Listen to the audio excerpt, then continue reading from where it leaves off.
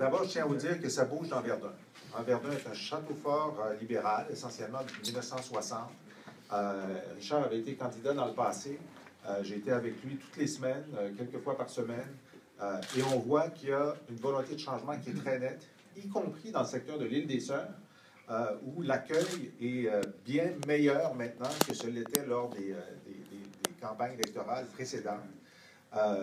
Évidemment, on peut attribuer ça à l'excellence du candidat, peut-être à la nouveauté du chef, mais aussi au désenchantement des électeurs libéraux qui sont nombreux là face au gouvernement libéral. On le voit, ils nous en parlent, ils viennent nous dire « Cette fois-ci, je ne voterai pas libéral. Cette fois-ci, il n'y en est pas question. Cette fois-ci, j'en ai assez. » Et je pense que ça nous rend optimistes pour Verdun, très clairement. Il va y avoir une division du vote importante. La présence d'une candidate de la CAQ qui est mieux connue que d'habitude aussi peut faire en sorte que Richard nous fasse une surprise. Et on s'intéresse évidemment aux questions qui touchent l'ensemble des gens de Verdun sur la terre ferme et à l'île des Sœurs. Et c'est ce qui nous préoccupe aujourd'hui, c'est que les gens de l'île des Sœurs sont en ce moment victimes d'une mauvaise planification des travaux routiers.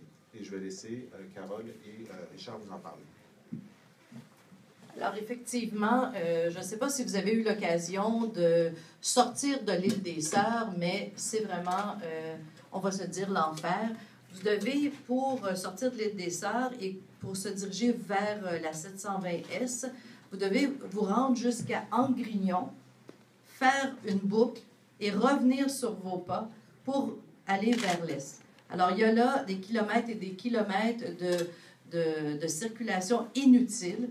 Alors, ce qu'on demande, c'est d'avoir de l'efficacité et d'avoir une boucle qui nous permettrait de sortir de l'île des Sœurs et de désenclaver les citoyens de l'île des Sœurs qui, actuellement, sont les otages des travaux sur la 720S. Et je passerai la parole à Richard pour compléter au niveau des écoles, la situation particulièrement des écoles dans Verdun. Bonjour à tous. Effectivement, les parents à Verdun sont très inquiets concernant les coupures dans nos services d'éducation. Les écoles sont en piètre situation, jusqu'à des briques qui tombent sur la tête de nos étudiants. C'est un petit peu lamentable. Mais aussi, qui coupent dans les services spécialisés pour nos étudiants. Alors, c'est très difficile pour les parents d'accompagner leurs enfants tout seuls. Alors, on demande qu'il y ait de meilleurs services pour nos enfants dans Verdun, dans nos écoles. Merci beaucoup.